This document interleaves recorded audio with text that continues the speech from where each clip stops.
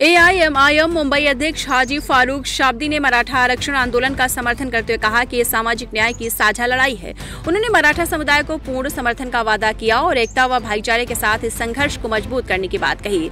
शाब्दी ने आंदोलन को जायज ठहराया और हर मंच पर इसे उठाने का आश्वासन दिया। FSC न्यूज मुन्ना मुजावर की रिपोर्ट। मैं यहाँ पे कुछ राजकारण करने के लिए नहीं आया हूँ।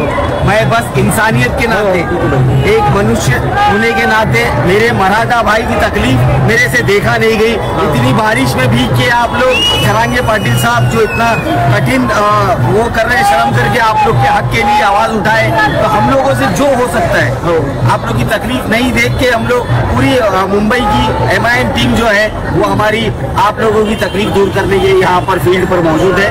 उसके तहत हम लोग हमारी ताकत के हिसाब से, मैं फारूक शाब्दी मुंबई का MIM का अध्यक्ष के नाते आज ऐलान करता हूं कि मेरे मराठा भाइयों के लिए दिन हो या रात हो, आप मेरे को नहीं भी बुलाएंगे तो मैं आपके लिए खड़ा रहूंगा और हमारे से जो फारूक शाब्दी आज मुंबईमध्ये होणाऱ्या मराठा आरक्षणासाठी मुंबईतील व महाराष्ट्रातील तमाम मुस्लिम समाज हा मोठा भाऊ म्हणून आज आमच्या पाठीमागे उभा टाकलेला आहे। याच्याबद्दल आम्हाला आमच्या मुस्लिम बांधवाचा, आमच्या भावाचा मनापासून गर्व आणि अभिमान आहे। याचं मी स्वागत करतो मुस्लिम बांधवाचं, कारण आतापर्यंत अनेक लोकांनी हिंदू मुस्लिम जातीय दंगली घडवण्यासाठी याचा वापर केलेला आहे।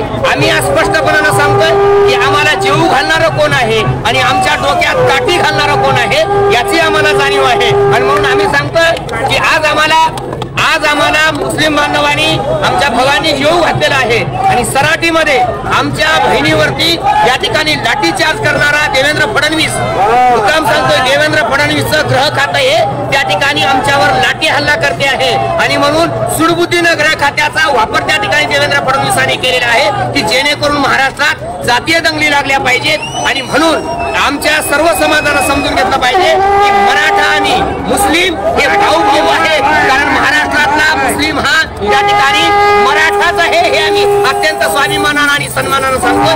कारण छत्रपती शिवाजी महाराजांच्या काळात पण मुस्लिम त्या ठिकाणी मराठा समाजाच्या बाजूने लढत होते, ती न्यायाची आणि हक्काची लढाई होती। आता सुद्धा त्या ठिकाणी हा मुसलमान भाऊ आमच्या पाठीमागे उभा टाकतो आहे। याचा निश्चितच केवळ आरक्षणापुरता हा विषय नाही, कारण याच्यामुळं महाराष्ट्रातलं सामाजिक एकात्मता आणि एकतेचं जे वातावरण आहे ते सुद्धा याच्यामुळे मजबूत होणार आहे। आमच्या या लोकशाहीला सुरुंग लावण्याचं काम या 2-3% लोकांकडून जे होत आहे त्याचा मनसुबा आम्ही नक्की उधळून लावू याची आम्हाला खात्री आहे, कारण या देशातली लोकशाही नष्ट करण्याचं काम या लोकांना करायचंय। आज इथं आम्हाला चित्र दिसतंय की प्रस्थापित मीडिया म्हणून जो सांगतो आहे तो इलेक्ट्रॉनिक्स मीडिया असेल, प्रिंट मीडिया असेल, हा मीडिया इथं येत नाही। याच्या पाठीमागचं कारण कोणतं आहे?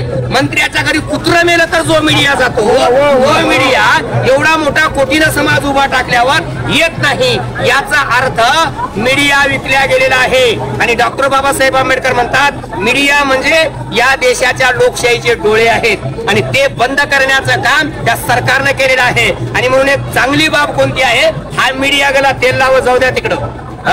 आमचा हा सोशल मीडिया जे काम करताय ना, या सोशल मीडियाचा आम्ही मनापासून आभार मानतो आहे, कारण तुम्ही जर ठरवलं तर काय बी होऊ शकताय, कारण त्यांनी खोटं विकलंय, आपण खरं विकतो आहोत आणि खरं सांगत आहोत। म्हणून तुमच्या सर्व सोशल मीडियाचं आम्ही समाजाच्या वतीनं, राष्ट्राच्या वतीनं मनापासून त्या ठिकाणी आपल्या सर्वांचं अभिनंदन करतोय। जास्तीत जास्त लोकांपर्यंत हे राष्ट्रीय एकात्मतेचे विचार पोहोचण्याचं काम आपण सर्वांनी केला, त्याबद्दल मनापासून या ठिकाणी मला आनंद वाटतोय।